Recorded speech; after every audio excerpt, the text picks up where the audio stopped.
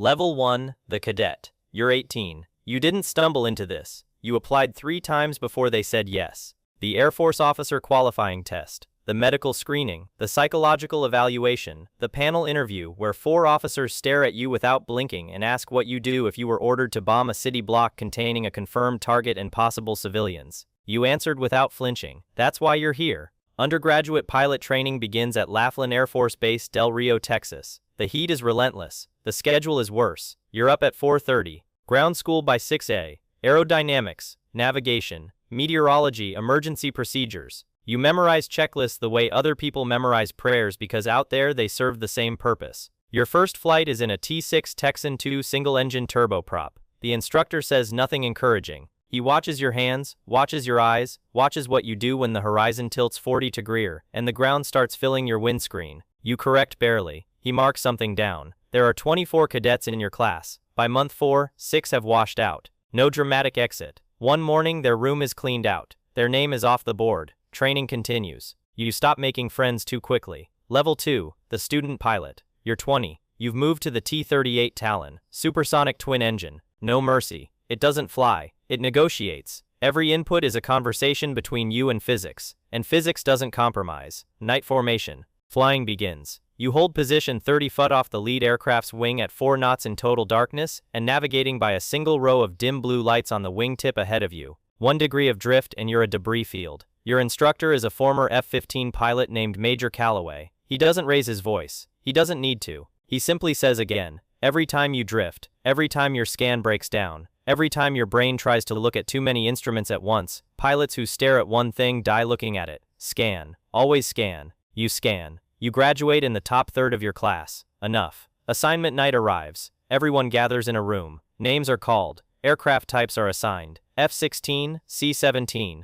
KC-135 and then your name. 1 aircraft, 2 words. B-2 Spirit. The room goes quiet. The B-2 is not just a bomber. It is the most advanced flying machine the United States operates. A flying wing, radar invisible and nuclear capable, built by Northrop Grumman, and based exclusively at Whiteman Air Force Base, Missouri. There are only 20 in existence. The program is classified. The training is classified. Your future is classified. You call your parents that night. You tell them you got a good assignment. You tell them nothing else. Level 3, the mission-ready pilot. You're 23. B-2 qualification takes 14 months. You learn systems that don't appear in any public manual. The aircraft's fly-by-wire system. Its quadruply redundant flight computers. Its terrain-following radar. Its GPS-aided targeting. The B-2 has no vertical tail. It is stabilized entirely by software. 4 flight control computers running simultaneously. Anyone capable of flying the aircraft alone if the others fail. It doesn't feel like a plane. It feels like an idea someone made aerodynamic. Your first solo flight in the B-2 lasts 6 hours. You fly over Kansas, Nebraska, South Dakota. From 50,000 foot, the curvature of the Earth is visible at the edges of the cockpit glass. You are one of fewer than 100 people on Earth currently qualified to fly this aircraft. No one back home knows. Mission-ready qualification requires you to execute a simulated long-range strike mission, take off from Whiteman, aerial refueling over the Pacific, penetrate a simulated air defense network, deliver a weapons package on coordinates in a designated range, return and land. The full profile runs 32 hours. You complete it without a single procedural deviation. Your evaluator signs your form and says nothing more than, "Welcome to the 393rd. The 393rd Bomb Squadron, or the same unit that flew the Enola Gay in 1945. You understand the weight of that number. Level 4, the aircraft commander. You're 27. You now sit in the left seat. You are responsible for the aircraft, the mission, and the co-pilot beside you. The B-2 is crewed by 2, only 2. On a combat sortie, you and 1 other person carry enough firepower to alter a war's trajectory. 16 B-61, 12 nuclear gravity bombs or 8,500 Lober conventional weapons. The aircraft costs $2.1 billion. Your mission folder is classified at a level most generals never see. You fly your first real-world deployment to Diego Garcia, the joint US-British base in the Indian Ocean. From there the B-2 can reach nearly any point on Earth without refueling. You fly training profiles over the Pacific, or you conduct readiness exercises that are never announced and never reported. One night an alert comes through, not an exercise, real-world tasking. You and your co-pilot, Captain Reyes, are given coordinates, a target package, a launch window. You sit in the aircraft for 4 hours while decision-makers on the other side of the planet deliberate. Then the mission is stood down. The order never comes. You taxi back to the shelter, shut down the engines, sign the maintenance log. You never speak about that night. not to Reyes, not to anyone. Before we go further, if you've made it this far, comment what you want next. Hit that like button right now and subscribe so you don't miss what's coming next. We upload every single day. Level 5, the instructor pilot. You're 31. You no longer fly alone. Should you fly with students in the right seat? New B2 pilots who remind you of yourself 8 years ago. Precise, eager, still believing that skill is the primary variable. You know better now. You teach the aircraft. But more than that, you teach decision under the kind of pressure that doesn't exist in textbooks. What do you do when the primary targeting system fails over denied territory, and you're 12 minutes from the weapons release point? What do you do when your co-pilot calls out a warning you don't hear? What do you do when the mission you briefed at 14 no longer resembles the world you're flying into at 2? One student, Lieutenant Nakamura, is technically brilliant, perfect scores, exceptional instrument scan. But in the simulator, when the unexpected happens, he freezes for 2 seconds before reacting. 2 seconds is a long time at altitude. You write it in his evaluation, not as a failure, as a pattern to fix. You work him through scenario after scenario, until hesitation becomes response, until response becomes instinct. 3 months later, he qualifies. He thanks you. You nod. You move to the next student. Level 6, the operations officer. You're 35. You no longer spend your days in a cockpit. You spend them in a building adjacent to the flight line managing schedules, readiness rates, maintenance cycles, and mission briefs for the entire squadron. The 393rd has 12 primary aircrew. Each must maintain currency, minimum flight hours, weapon system proficiency checks, nuclear evaluations. Your job is to ensure all of it happens simultaneously, without breaking the aircraft or the people. Or you attend daily briefings where the language shifts. You stop hearing sortie and start hearing posture, nuclear posture, strategic posture, deterrence messaging. You are now a gear inside something larger than missions. A readiness inspection arrives unannounced as they always do.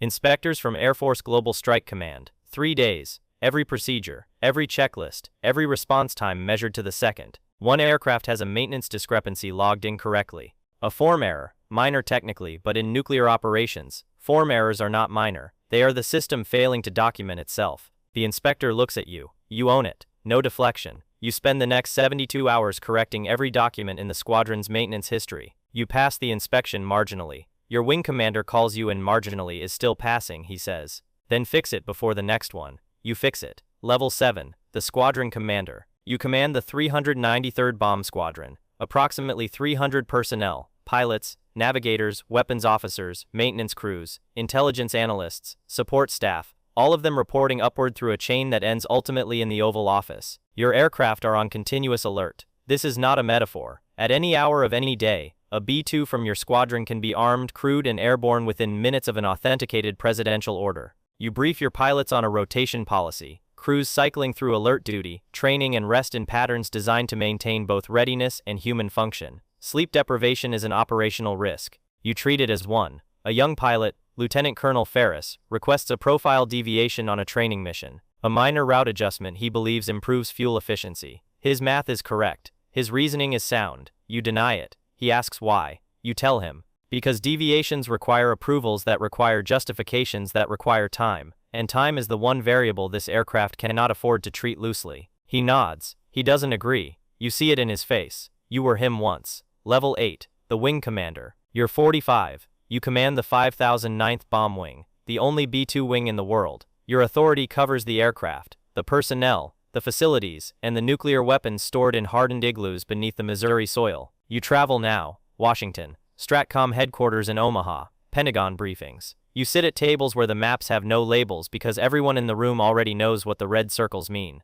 At one briefing, a general you've respected for a decade argues against a readiness posture change. His argument is logical. His data is sound. The room nods. You disagree. You say so. The room gets quiet in a particular way. The way it does when someone says something that can't be unsaid. You lay out your case slowly without volume. You cite maintenance cycle impacts, crew fatigue accumulation, operational risk during transition. The general does not respond immediately. 3 weeks later, the posture change is modified. Not cancelled. Modified. No one credits you formally. You don't need them to. Level 9. The strategic commander. You're 51. You are now a general officer. 2 stars. You advise on strategic bomber force structure, nuclear modernization timelines, and the integration of the B-21 radar, the B-2's eventual replacement into the existing fleet. The B-21 radar built by Northrop Grumman under a contract awarded in 2015 is designed to eventually carry the same nuclear and conventional mission sets as the B-2, with updated stealth materials, lower operating costs, and a larger planned fleet. You have seen the classified performance data. You understand what it means for the aircraft you spent your career flying. You sit in a briefing where a junior analyst presents transition timeline projections. His numbers are optimistic. His assumptions underestimate the qualification time required to convert experienced B-2 crews to a new platform. You correct him gently, specifically with data. Afterward, a colleague says to you he'll remember that for the rest of his career. You think about Major Calloway, the T-38. The words again spoken without frustration, just expectation. Good. You say he should. Level 10, the last flight. You're 56. Your final flight in the B-2 Spirit is a training profile. Nothing classified, no weapons, no alert, just you and a co-pilot. Young, sharp, careful, flying over the same American planes you flew over 33 years ago on your first B-2 qualification sort. You don't announce it as your last flight. You brief it like any other. You fly it like any other. At 50,050 somewhere over Nebraska, you level the aircraft and let the autopilot hold altitude for 60 seconds. You look out through the cockpit glass, the curvature of the Earth at the edge of the sky, the same view it's always been. You think about the missions that never happened, the launch windows that closed before the order came, the night in Diego Garcia, the 4 hours sitting armed on the ramp while the world decided what it wanted to be. You think about the pilots you trained, Nakamura, Reyes, Ferris, some of them command squadrons. Now one of them will probably sit in the chair you're vacating. You think about the 20 aircraft, the 2 that were lost in accidents over the years. One in 2008 at Andersen Air Force Base in Guam. A moisture-induced sensor failure causing a rotation error on takeoff. Both crew members ejecting safely. The remaining fleet, the one still flying. The co-pilot says nothing. He understands something is happening without being told what it is. You begin the descent back to Whiteman. You grease the landing out of habit, out of pride. You taxi to the shelter, shut down the engines, complete the post-flight checklist for the last time. You sign the maintenance log. You hand your helmet bag to the crew chief. You walk across the ramp in the Missouri afternoon, and you don't look back. Not because it doesn't matter, but because you already know what's there. 33 years, 20 aircraft, 1 mission type, total secrecy. The sky never knew your name. That was always the point.